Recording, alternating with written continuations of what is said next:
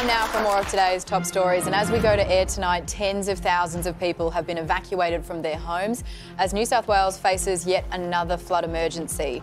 There have been scores of rescues, and in Sydney's northwest, where the Windsor Bridge is again underwater, flood levels are yet to peak. The worst appears to be over in the city's south, with the rain expected to ease tomorrow.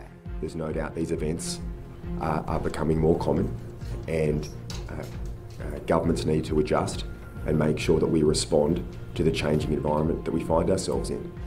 Scott Hinks lives in Windsor and he joins us now. Scott, how's the community doing right now? I think the community's pretty anxious in the Hawkesbury. It's one of those things where it's an ongoing event. We have prepared for it, but we're very anxious, and I guess we're more upset with the inaction of different government bodies, I guess, really, that should be helping us look after this. Scott, I imagine fatigue is setting in. This is the fourth time in 18 months. How many times can you keep going through this? Look, you've got to go through it as many times as you can, but we're past the dress rehearsals now. This is a live event that we're all living through, and it wears you down. It wears down the rank and file of the community. It wears down the shop owners. It really takes its toll, this type of event, on you. Now, Scott, in the March floods, there was discussion about whether communities should pack up and move to higher ground. Would that be something you'd support?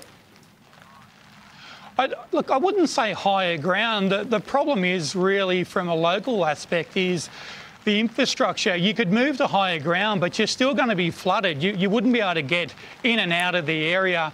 Like if they put you up at Carrajong or something like that, you just wouldn't be able to move. So it's a lot of the infrastructure, I think, that's really failing. It's not just about moving to higher ground.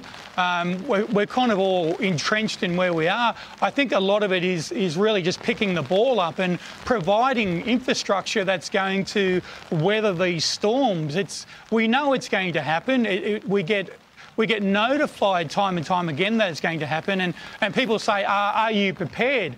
Look, residents are prepared, but I think on the flip side of it, guys, it's maybe the powers to be that aren't prepared. They know that it's coming. The Warragamba Dam was at 97.9% capacity, and that was 2 or 3 days before this rain event hit us. Scott, you raise a lot of issues I think we'll be talking about for a long time. Thank you very much for speaking to us. Appreciate it. Thanks very much, guys. Take care.